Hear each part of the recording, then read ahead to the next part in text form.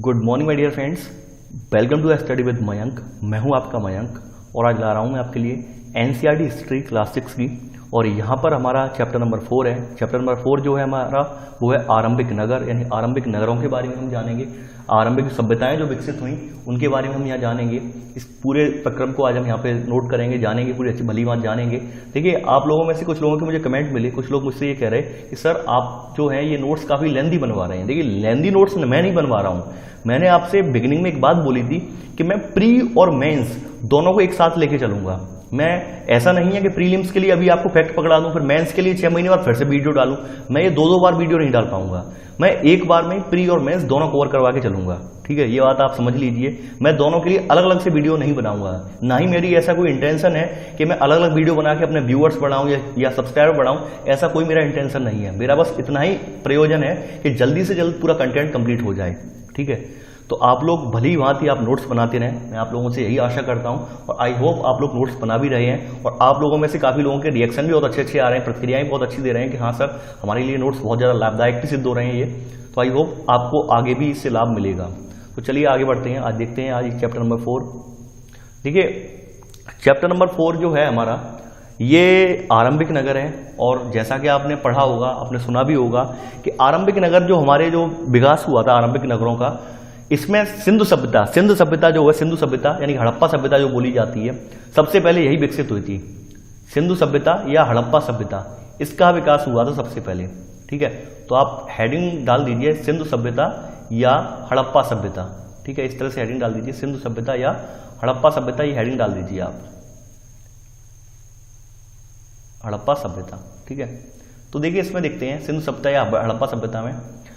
देखिए यहाँ पे पहला पॉइंट इसमें लिखेंगे सिंधु सभ्यता या हड़प्पा सभ्यता में।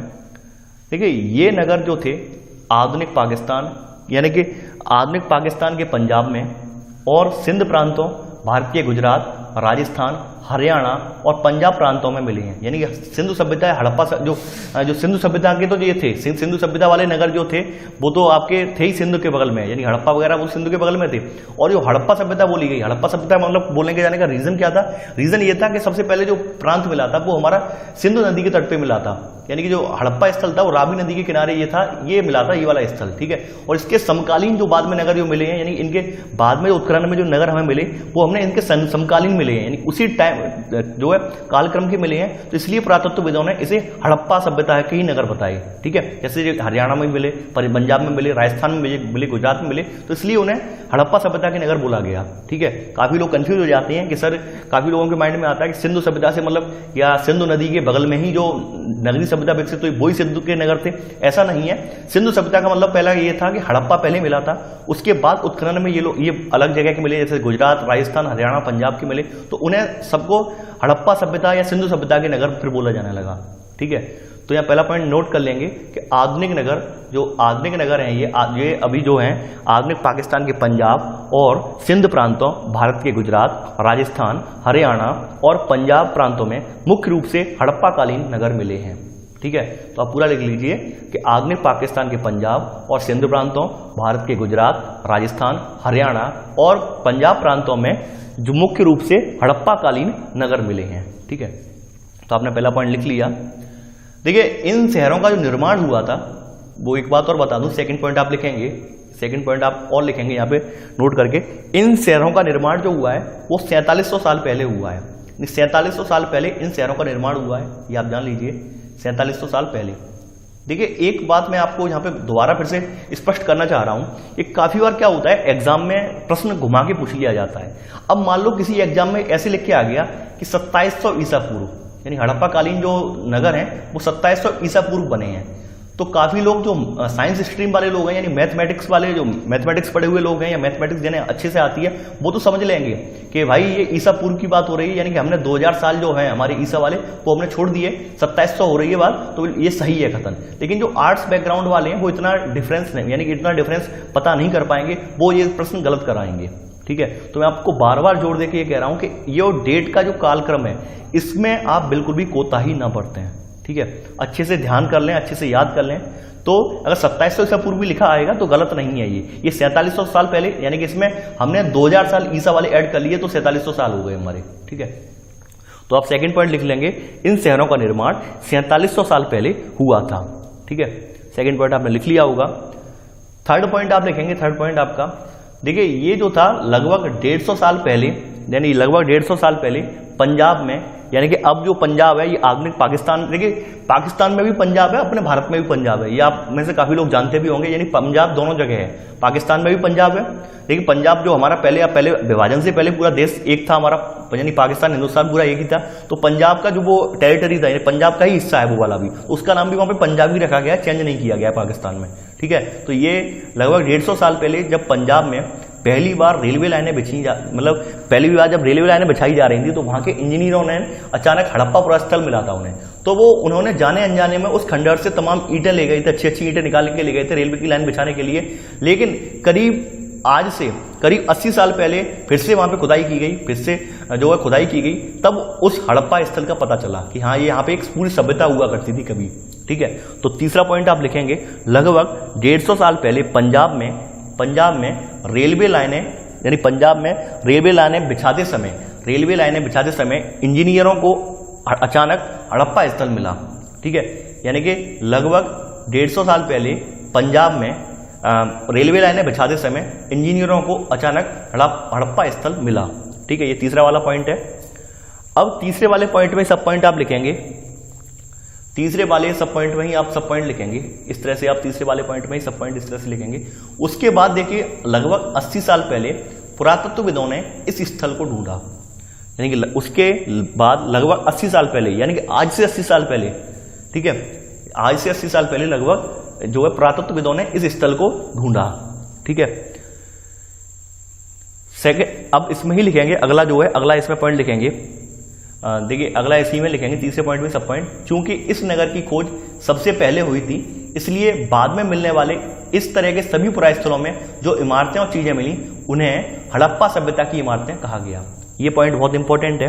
ठीक है, ये पॉइंट बहुत इंपॉर्टेंट है, तीसरे का सब पॉइंट है, तीसरा सब पॉइंट है कि चूंकि इस नगर की खोज सबसे पहले हुई थी, इसीलिए बाद में मिलने वाली इस तरह के सभी पुरास्थलों में जो इमारतें और चीजें मिली उन्हें हड़प्पा सभ्यता की इमारतें कहा गया। ठीक है, अच्छा एक पॉइंट और लिखेंगे, जाते जाते चौथा पॉइंट और लिखेंगे। ठीक है, यहाँ पे एक चीज मैंने आपको बताई थी, हड़प्पा जो है वो रावी नदी के तट पर है, यानी रावी नदी किनारे बसा हुआ ये स्थल है चौथा, तो चौथा पॉइंट आप लिखेंगे, हड़प्पा रावी नदी के किनारे स्थित है। ठीक है, चौथा पॉइंट आपका ये है, हड़प्पा रावी नदी के किनारे स्थित, आप देख रहे होंगे। ठीक है, सिंधु की सहायक नदी है ये, तो हड़प्पा जो है रावी नदी के किनारे स्थित है। अब देखिए, अब इसी में डाल देंगे विशेषताएं, यानी कि हड़प्पा जो कालीन जो सभ्यता है इसकी विशेषताएं क्या थी, इन विशेषताओं का हम अध्ययन करेंगे, विशेषताएं। ठीक है, ये अगली हेडिंग इसी में डाल देंगे, इसकी विशेषताएं। ठीक है, हड़प्पा सभ्यता या सिंधु सभ्यता, इसकी विशेषताएं क्या थी, तो ये हम लिखेंगे। अब देखिए, यहां पर जो इनके जो नगर थे वो दो भागों में बटे हुए थे, यानी कि नगर जो इनके थे वो दो हिस्सों में बटे हुए थे, आप लिख लीजिए, यानी कि हड़प्पा सभ्यता के नगर डैश लगा के दो या ज्यादा हिस्सों में विभाजित। ठीक है, इसमें पश्चिमी भाग जो था वो छोटा था और ये ऊंचाई पर बना था, और इनका पूर्वी हिस्सा जो था वो बड़ा था, लेकिन वह निचले इलाके में था। ठीक है, और इनका जो पश्चिमी भाग था, यानी कि जो पुरातत्वविदों को ऊंचाई वाला हिस्सा मिला, उसे इन्होंने नगर दुर्ग कहा। ठीक है, और निचले हिस्से को निचला नगर कहा गया।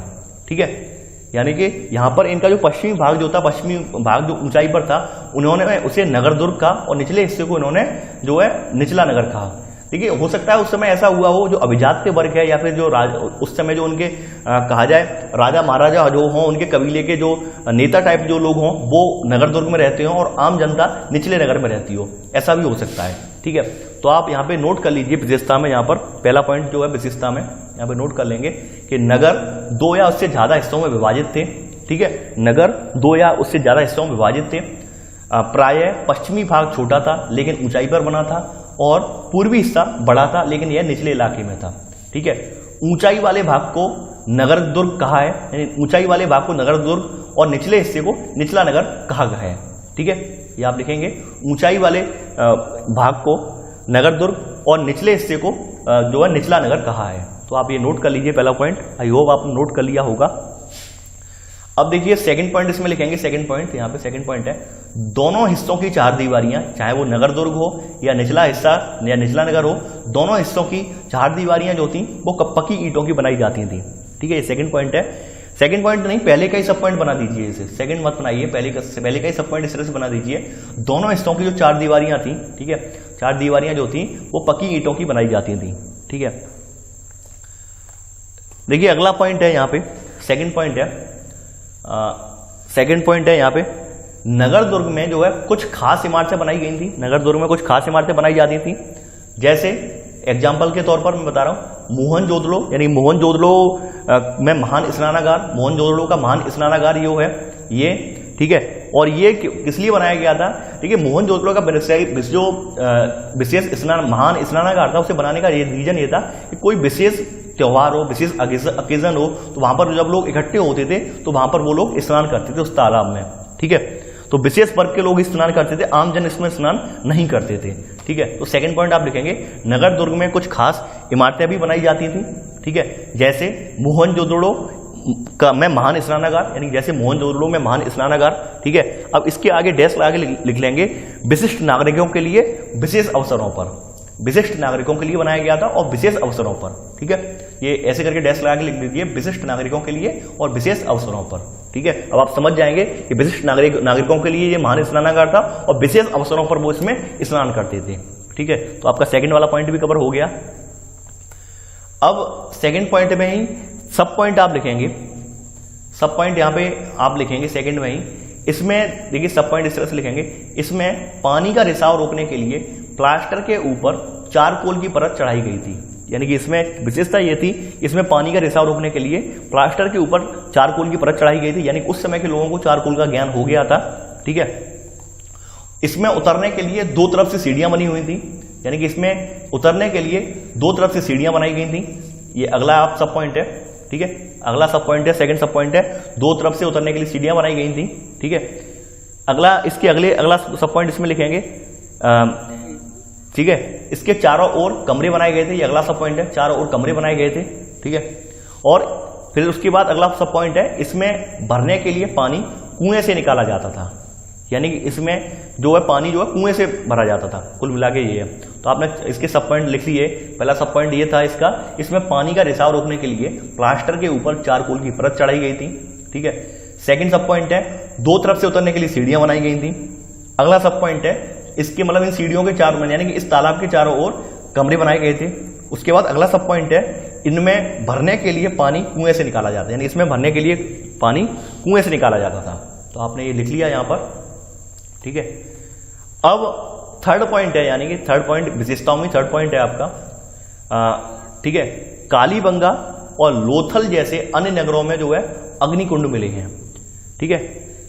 कालीबंगा और लोथल जैसे अन्य नगरों में अग्निकुंड मिले हैं जहां संभवतः यज्ञ किए जाते होंगे। या थर्ड पॉइंट आप लिख लीजिए, यानी जो यज्ञ के साक्ष्य, यानी यज्ञ करने के साक्ष्य जो मिले, यानी अग्निकुंड जो मिले हैं वो हमें कालीबंगा और लोथल से मिले हैं। देखिए काफी बार पूछा जाता है कि हवन कुंड कहाँ मिला है, महान स्नानागार कहाँ मिला है, मोहनजोदड़ो में मिला है या हड़प्पा में मिला है या कालीबंगा में मिला है, ऐसे 4 ऑप्शन दे देंगे वो और आपसे पूछेंगे, तो आपको पता होना चाहिए। यानी ये अग्निकुंड के साक्ष्य जो मिले हैं वो कालीबंगा और लोथल में मिले हैं, ठीक है। तो आपने तीसरा पॉइंट लिख लिया है ये वाला। चौथा पॉइंट यहां पे आप लिखेंगे, चौथा पॉइंट आपका इंपॉर्टेंट है, हड़प्पा, मोहनजोदड़ो और लोथल जैसे कुछ नगरों में बड़े बड़े भंडार गृह मिले हैं, ठीक है। यानी कि वो लोग अनाज का जो है संचय करते थे, यानी अनाज का जो है भंडारण करते थे उस समय भी। तो हड़प्पा, मोहनजोदड़ो और लोथल जैसे कुछ नगरों में बड़े बड़े भंडार गृह मिले हैं, ये चौथा पॉइंट है आपका, ठीक है। तो विशेषताओं में ही अब आगे बढ़ेंगे, ठीक है। अब यहाँ पे अगली हेडिंग इसमें, यानी कि ये सब विशेषता ही में चल रहा है, यहाँ पे अब डालेंगे हेडिंग भवन, नाले और सड़कें, यानी कि हड़प्पा कालीन जो सभ्यता थी उसकी भवन, नाले और सड़कें किस टाइप के थे, तो हेडिंग आप डाल दीजिए भवन, नाले और सड़कें, ठीक है। देखिए इनके जो घर थे आमतौर पर 1 या 2 मंजिल के होते थे, घर आमतौर पर 1 या 2 मंजिल के होते थे। घर के आंगन के चारों ओर कमरे बनाए जाते थे, ठीक है। और अधिकांश घरों में अलग स्नान घर या कुएं होते थे, ठीक है। यानी कि अधिकांश घरों में अलग स्नान घर या कुएं होते थे। तो आप पहला पॉइंट आप लिख लीजिए, यहाँ पे मैं बता रहा हूं पहला पॉइंट कि घर आमतौर पर 1 या 2 मंजिल होते थे, घर के आंगन के चारों ओर कमरे बनाए जाते थे और अधिकांश घरों में एक अलग स्नान घर होता था और कुछ घरों में कुएं भी होते थे, ठीक है। और कुछ घरों में कुएं भी होते थे। तो आपने पहला पॉइंट पूरा लिख लिया होगा, पहला पॉइंट आपने पूरा आई होप लिख लिया होगा। अब अगला पॉइंट है इसमें, यहाँ पे सेकंड पॉइंट है आपका, कई नगरों में ढके हुए नाले थे, यानी कि इसमें नाले भी बनाए गए थे जिनसे जो नाले थे उन्हें, यानी कि नालों को घर की नालियों से जोड़ा गया था, ठीक है, यानी घरों की नालियों से सड़कों की नालियों को जोड़ दिया गया था। और यहां पर मैन होल भी बनाए गए थे, यानी कि मैन होल भी बनाए गए थे। यानी जिस तरह से आज हम लोग इतने डेवलप हो गए हैं कि आज हम शहरों में देखते हैं कि नालों का पानी मैन होल में गिरता है, और मैन होल इसलिए बनाए जाते हैं ताकि नालों की सफाई हो सके, यानी उसमें उतरकर उनमें गंदगी वह जमा हो जाती है तो उसे साफ करके नाले सुचारू रूप से चलते रहें, ठीक है। तो उस आप अंदाजा लगाइए, आज से 4700 साल पहले लोग इतने डेवलप हो गए थे कि उन्होंने उस समय ही मैन होल बना दिए थे, ठीक है। तो सेकंड पॉइंट आप लिखेंगे, कई नगरों में ढके हुए नाले बनाए जाते थे जिनसे घरों के नालों को जोड़ा जाता था, जगह जगह पर मैन होल बनाए जाते थे। देखिए मैन होल का काम तो आप जानते ही होंगे कि साफ सफाई, नाले में अगर कुछ गंदगी जमा हो जाए तो उसे उस ढक्कन को हटाकर आप उसमें घुस के उस नाले को साफ कर सकें, इसलिए मैन होल बनाए जाते थे, ठीक है। तो सेकंड पॉइंट आपने लिख लिया यहां पर। अब अगली हेडिंग है आपकी नगरीय जीवन, यानी कि इनका नगरीय जीवन कैसा था, हड़प्पा कालीन लोगों का नगरीय जीवन कैसा था। तो यहाँ अगली हेडिंग है नगरीय जीवन, ठीक है। देखिए यहाँ के जो शासक थे, यहाँ के शासक नगर की खास इमारतें बनाने की योजना में जुटे रहते थे, यानी कि यहाँ के जो शासक थे उनका यही काम था कि कुछ ना कुछ उन्हें जो है बनाते ही रहना है, कुछ ना कुछ उन्हें जो है निर्माण ही करना है, निर्माण के कार्य में लगे ही रहते थे। तो यहाँ के शासक नगर की खास इमारतें बनाने की योजना में जुटे रहते थे। तो ये आपका पहला पॉइंट है यहाँ पे इसमें, यहाँ के शासक नगर की खास इमारतें बनाने की योजना में जुटे रहते थे। देखिए मैं काफी बार क्या होता है कि लाइन पूरी करने के लिए मैं इधर उधर से शब्द उठाता हूं, तो आप जैसे मैं लाइन पूरी बोलता हूं एक लय में, उसी लय में आप लिखेंगे, ठीक है। तो यहाँ के शासक नगर की खास इमारतें बनाने की योजना में जुटे रहते थे, ठीक है। सेकंड यहाँ पॉइंट लिखेंगे, यहाँ पर सेकंड पॉइंट आपका यहाँ पे ये है, इन नगरों में लिपिक भी होते थे जो मोहरों पर तो लिखते ही थे, ठीक है, यानी कि इन नगरों में लिपिक भी होते थे जो मोहरों पर लिखते थे, लिखते ही थे नहीं थे, यानी कि इन जो मोहरों पर लिखते थे, ठीक है। आप इतनी लाइन में कंप्लीट कर दीजिए, इन नगरों में लिपिक होते थे जो मोहरों पर लिखते थे, ठीक है। इसके अलावा थर्ड पॉइंट आपका यहां पर है, थर्ड पॉइंट है, इसके अलावा देखिए इन नगरों में शिल्पकार स्त्री पुरुष भी रहते थे, ठीक है। इन नगरों में शिल्पकार स्त्री पुरुष भी रहते थे जो अपने घरों या किसी उद्योग स्थल पर तरह तरह की चीजें बनाते होंगे। ये आप थर्ड पॉइंट आप लिख लीजिए कि यानी कि हड़प्पा कालीन सभ्यता में जो नगर थे इनमें नगरों में शिल्पकार स्त्री भी थे पुरुष भी थे, यानी कि स्त्री पुरुष दोनों ही शिल्पकारी का काम करते थे। अगर आपसे कहीं प्रश्न ये पूछा जाए कि क्या केवल पुरुष ही शिल्पकार थे, जी नहीं, उसमें स्त्रियां भी, स्त्रियों को भी पूरा अधिकार था काम करने का, स्त्रियां भी शिल्पकारी का कार्य करती थी। तो इसके अलावा नगरों में शिल्पकार स्त्री पुरुष भी रहते थे जो अपने घरों या किसी उद्योग स्थल पर तरह तरह की चीजें बनाते होंगे, ठीक है। तो आपने थर्ड पॉइंट आपने ये लिख लिया। तो चलिए आगे बढ़ते हैं। अब देखिए अगला जो है, यानी कि अगला जो हेडिंग है वो है नगर और नए शिल्प, ठीक है। नगर और नए शिल्प, ये अगला पॉइंट है आपको, ठीक है। अब देखिए इसमें लिखेंगे अगले पॉइंट में नगर और नए शिल्प में, ये भी बहुत इंपॉर्टेंट है। पहला पॉइंट है आपका यहाँ पे, पुरातत्वविदों को जो चीजें वहां मिली हैं उनमें अधिकतर पत्थर, शंख, तांबे, कांसे, सोने और चांदी जैसी धातुओं से बनाई गई थी, ठीक है। आपका पहला पॉइंट है, यानी कि जो नगरों में और जो शिल्पकला की जो विकास की बात है, इन सब के संदर्भ में जब उत्खनन हुआ था तो पुरातत्वविदों को जो चीजें मिली हैं उनमें अधिकतर शंख, तांबे, कांसे, सोने और चांदी जैसी धातुओं से बनाई गई थी। तो आप पहला पॉइंट लिख लीजिए, पुरातत्वविदों को जो चीजें वहां मिली हैं उनमें अधिकतर पत्थर, शंख, तांबे, कांसे, सोने और चांदी जैसी धातुओं से बनाई गई थी। पहला पॉइंट आपने लिख लिया होगा। सेकंड पॉइंट आपका यहां पर है, सेकंड पॉइंट ये लिखना जरूरी है, तांबे और कांसे से औजार, हथियार, गहने और बर्तन बनाए जाते थे, ठीक है। तांबे और कांसे से औजार, हथियार, गहने और बर्तन बनाए जाते थे, ठीक है। इसके अलावा थर्ड पॉइंट आप लिखेंगे, थर्ड पॉइंट आप और लिखेंगे सोने और चांदी से गहने और बर्तन बनाए जाते थे, यानी कि तांबे और कांसे से तो हमारे जहां पे गहने और बर्तन बनाए जाते थे, साथ ही साथ सोने और चांदी से भी गहने और बर्तन बनाए जाते थे, ठीक है। ये विशेषता है इसकी कि तांबे और जो कांसे से तो बनाई जा रहे हैं बर्तन, इसके अलावा सोने और चांदी से भी वहां पे बर्तन बनाए जाते थे, गहने और बर्तन बनाए जाते थे। तो आपने तीसरा पॉइंट भी लिख लिया यहाँ पे। चौथा पॉइंट आपका यहाँ पर ये है कि यहां मिली सबसे आकर्षक वस्तुओं में मन के बाट और फलक हैं, यानी कि यहां पर मिली सबसे आकर्षक वस्तुओं में मन के बाट और फलक हैं। ये चौथा पॉइंट है आपका, ठीक है। पांचवा पॉइंट है आपका यहाँ पे, ठीक है, हड़प्पा सभ्यता के जो लोग थे वो पत्थर की मोहरें बनाते थे, ठीक है। हड़प्पा सभ्यता के लोग जो थे वो पत्थर की मोहरें बनाते थे और इन पर आयताकार यानी इन आयताकार मोहरों पर जानवरों के चित्र मिलते हैं। यानी कि इन आयताकार जो मोहरें हैं, इन आयताकार मोहरों पर सामान्यतः जानवरों के चित्र उकेरे जाते थे। ठीक है, तो आप 5वां पॉइंट लिख लीजिए कि हड़प्पा सभ्यता के लोग पत्थर की मोहरें बनाते थे और इन आयताकार मोहरों पर सामान्यतः जानवरों के चित्र मिलते हैं। ये आपका 5वां पॉइंट है। 6वां पॉइंट है आपका यहां पर है, हड़प्पा सभ्यता के लोग काले रंग से डिजाइन किए हुए खूबसूरत लाल मिट्टी के बर्तन बनाते थे।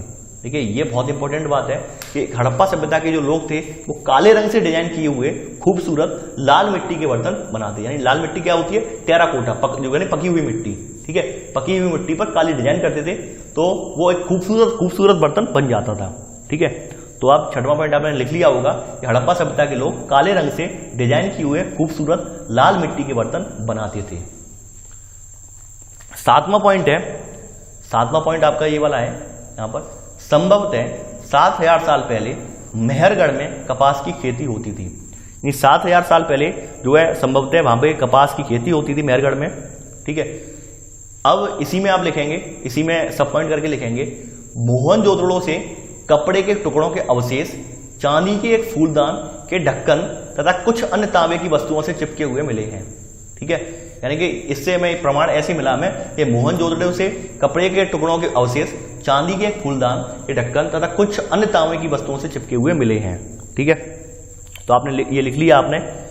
8वां है यहाँ पे आपका पॉइंट, 8वां पॉइंट जो है यहाँ पर ये वाला है, पकी मिट्टी तथा फेयंस से बनी तकलियां सूत कताई का संकेत देती हैं। ठीक है, पकी मिट्टी तथा फेयंस से बनी तकलियां सूत कताई का संकेत देती हैं। ठीक है, अब नोट डाल के लिखेंगे फेयंस क्या होता है, नोट डाल के लिखेंगे फेयंस के बारे में, नोट डाल के लिखेंगे फेयंस। ठीक है, फेयंस क्या होता है उसके बारे में जानना बहुत जरूरी है, फेयंस के बारे में। ठीक है, देखिए फेयंस जो है ये कृत्रिम रूप से तैयार किया जाता है। यानी फेयंस कृत्रिम रूप से बालू या स्फटिक पत्थरों के चूड़ को गोंदे मिलाकर, ठीक है, उनसे बनाई जाती थी। ठीक है, यानी कि फेयंस को कृत्रिम रूप से बालू या स्फटिक पत्थरों के चूड़ को गोंद में मिलाकर उनसे बनाई जाती थी। ठीक है, अब फेयंस का कार्य क्या था? फेयंस से पता है क्या क्या बनाया जाता था? फेयंस से मन के चूड़ियां, बाले और छोटे बर्तन बनाए जाते थे। तो आपने नोट में लिख लीजिए फेयंस, हेडिंग डाल दीजिए नोट में और उसमें लिख लीजिए फेयंस कृत्रिम रूप से बालू या स्फटिक पत्थरों से के चूड़ से को गोंद में मिलाकर उनसे वस्तुएं बनाई जाती थी।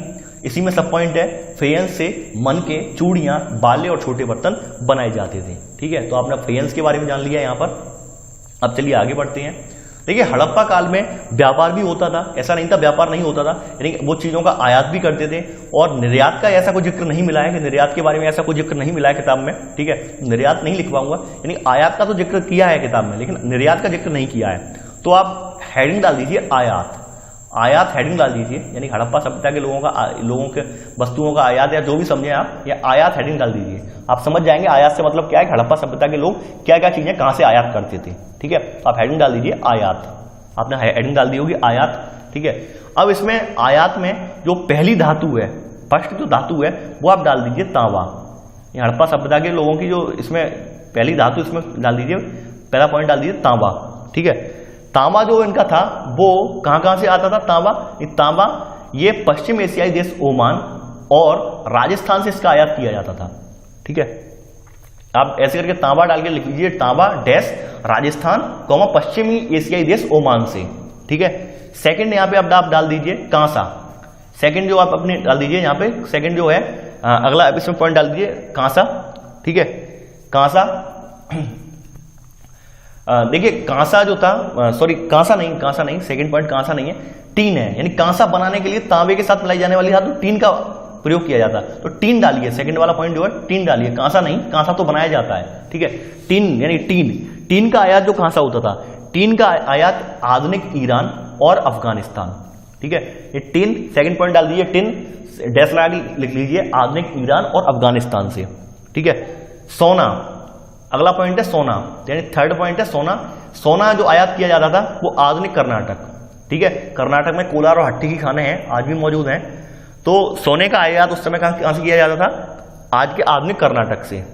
ठीक है, तो तीसरा पॉइंट आपने लिख लिया यानी कि सोना आयात आधुनिक कर्नाटक से। चौथा पॉइंट है आपका बहुमूल्य पत्थर। बहुमूल्य पत्थर कहां से आता था? बहुमूल्य पत्थर गुजरात, ईरान और अफगानिस्तान से।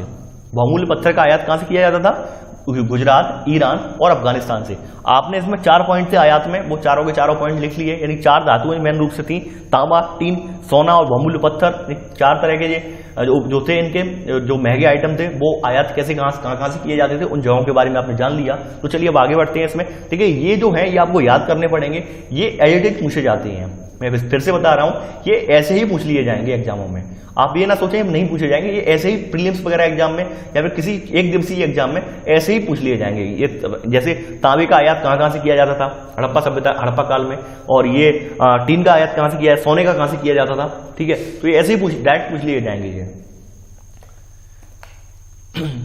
अब देखिए यहां पर अगली हेडिंग जो आप डालेंगे इसमें भोजन, यानी कि इन लोगों का भोजन क्या था। तो अगली हेडिंग है भोजन। देखिए इसमें पहला पॉइंट लिखेंगे, ये जो लोग थे ये अनाज उगाते थे और जानवर पालते थे। यानी कि ये लोग अनाज उगाते थे, अनाज यानी कि आपने जान ही लिया कि खेती करना कब से स्टार्ट हो गया था? 12,000 साल पहले से लोग खेती करना जान चुके थे। 12,000 साल पहले से लोग खेती करते आ रहे हैं, खेती करने का उन्हें बोध हो गया था कि खेती कैसे करते हैं। और ये तो मात्र 4700 साल पहले की बात है। तो ऑब्वियस सी बात है इन लोगों को खेती करना तो बड़े आराम से आता होगा, बहुत उन्नत किस्म की खेती और उन्होंने की होगी उस समय।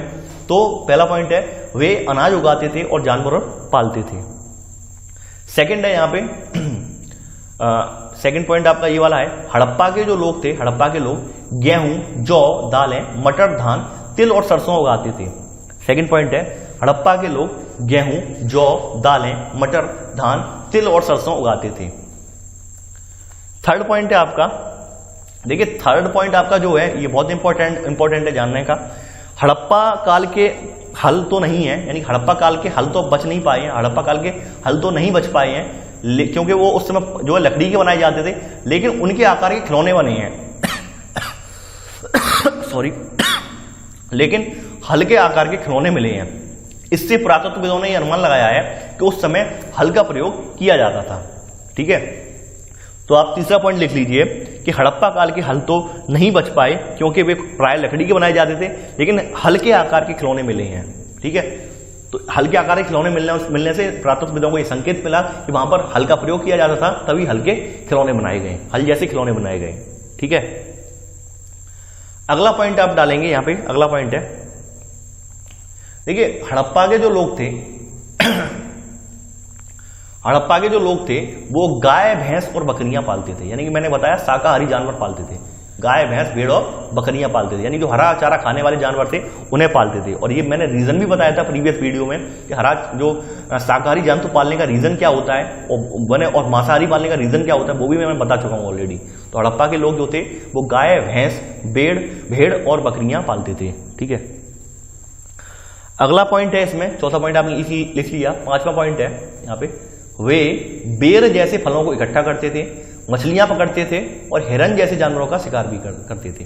ठीक है, ये आपका अगला पॉइंट है कि ये जो थे, ये हड़प्पा कालीन जो लोग थे, ये आपका जो था जो है बेर जैसे फलों को इकट्ठा करते थे, मछलियां पकड़ते थे और हिरन जैसे जानवरों का शिकार भी करते थे।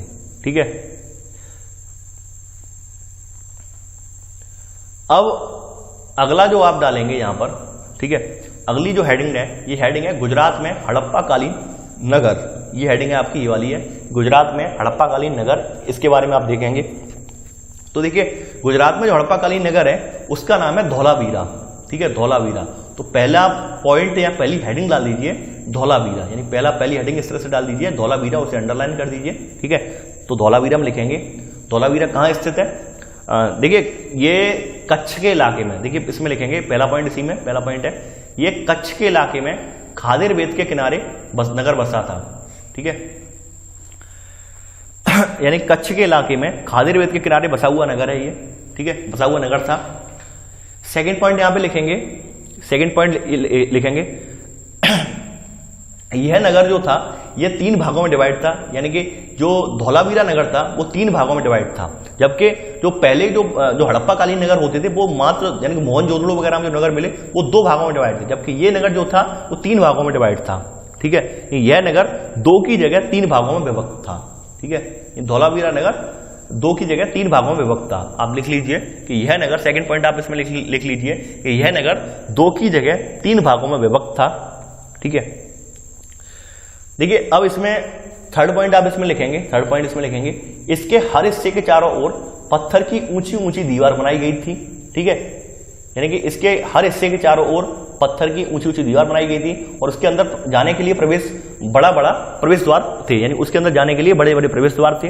ठीक है, तो थर्ड पॉइंट आप लिखेंगे, इसके हर हिस्से के चारों ओर पत्थर की ऊंची ऊंची दीवार बनाई गई थी, इसके अंदर जाने के लिए बड़े बड़े प्रवेश द्वार थे। ठीक है, चौथा पॉइंट आप यहां पे लिखेंगे, चौथा पॉइंट आप यहां पे लिखेंगे, यहां पर चौथा पॉइंट आपका ये वाला है। देखिए यहां बड़े बड़े अक्षरों में पत्थरों पर खुदे अभिलेख मिले हैं। ठीक है, यानी बड़े बड़े अक्षरों में पत्थरों पर खुदे अभिलेख मिले हैं यहां पर।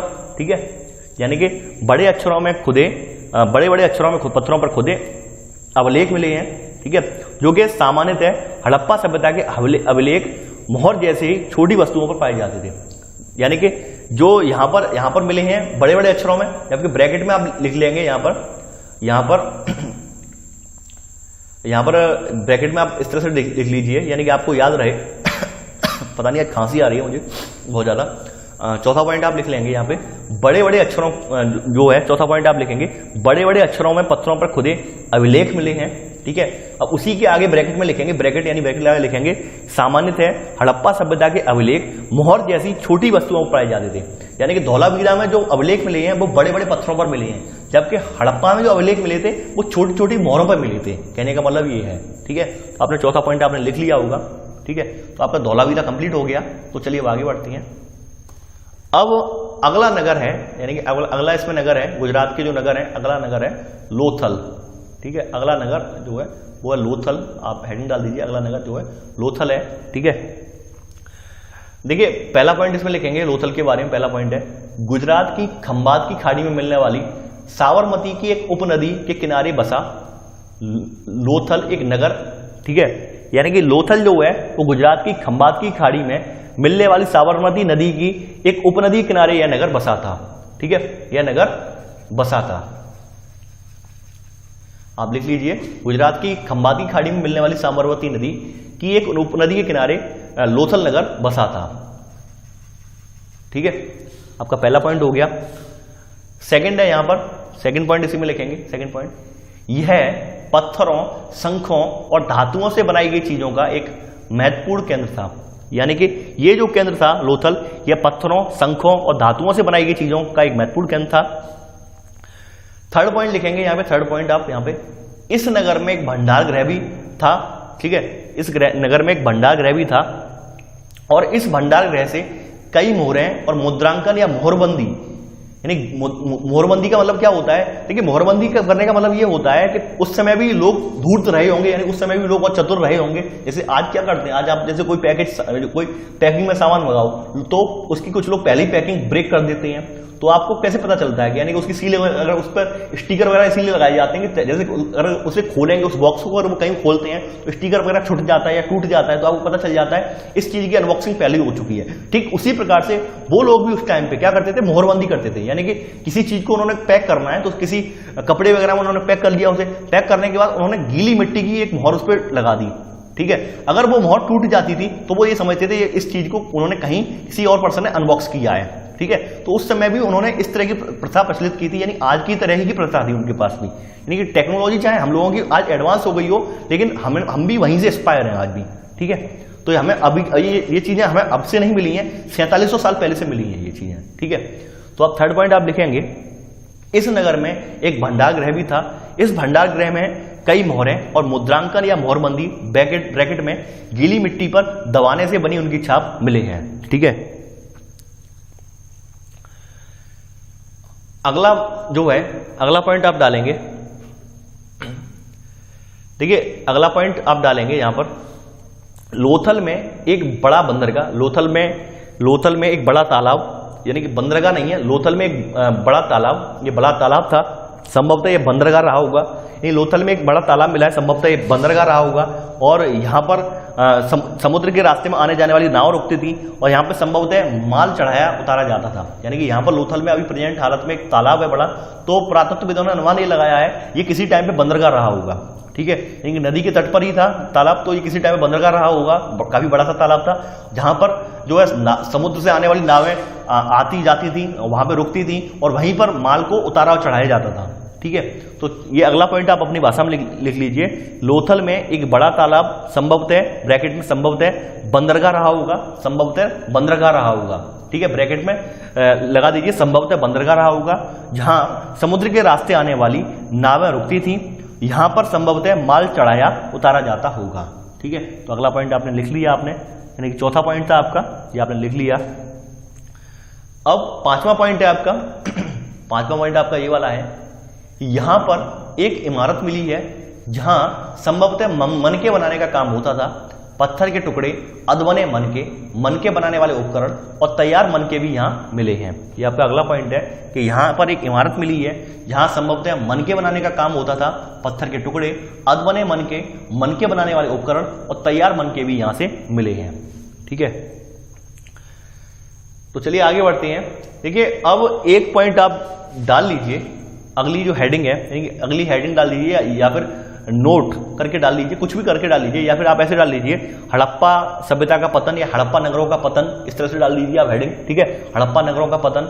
ठीक है, हड़प्पा नगरों का पतन या हड़प्पा नगरों का अंत, जो भी आपके मन में आए वो आप हेडिंग डाल लीजिए। यानी हड़प्पा नगरों का अंत कैसे हुआ, ये बड़ा दिलचस्प कहानी है। देखिए, हड़प्पा नगरों का अंत कैसे हुआ ये आज तक बड़ा डाउट बना हुआ है। कुछ पुरातत्वविद या कुछ वैज्ञानिक ये मानते हैं कोई किसी महामारी के आने से ऐसा हुआ। जो आपके एनसीईआरटी किताब में लिखा हुआ है, एनसीईआरटी किताब में ये लिखा हुआ है हड़प्पा सभ्यता में जो है 3900, यानी आज से मतलब आज से 3900 साल पहले एकदम बदलाव से देखने को मिले वहां पर। यानी अचानक से वहां पर जो है नगरों में गंदगी बढ़ती गई। धीरे धीरे क्या हुआ, लोगों ने अपने घर छोड़कर जो रास्ते थे, यानी स्ट्रीट्स थी, उनकी जो गलियां थी, गलियों में घर बना लिए। जगह जगह गंदगी के अंबार लगने लगे। धीरे धीरे उनके आसपास के जो जल स्रोत थे सूखने लगे। ठीक है, लोगों ने पलायन शुरू कर दिया। ऐसे करके सभ्यता का अंत हो गया। ठीक है, ये आपके किताब में एनसीईआरटी में रीजन लिखा है। ठीक है, इसके अलावा मैंने काफी सारी किताबों में ये भी रीजन पढ़ा है, इसके अलावा मैंने काफी सारी किताबों में ये भी रीजन पढ़ा है कि किसी महामारी की वजह से जो है ये सभ्यताएं पूरी पूरी नष्ट हो गई।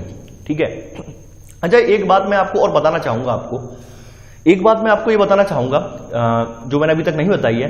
देखिए, कहीं भी उत्खनन जब होता है, यानी पुरातत्वविद किसी सभ्यता का जब उत्खनन करते हैं तो क्या होता है, इस तरह से मिट्टी, ये आपकी धरती है, मान लीजिए धरती है, ये धरती है यहाँ पर, और इस तरह से इस पर लेयर बनी हुई है।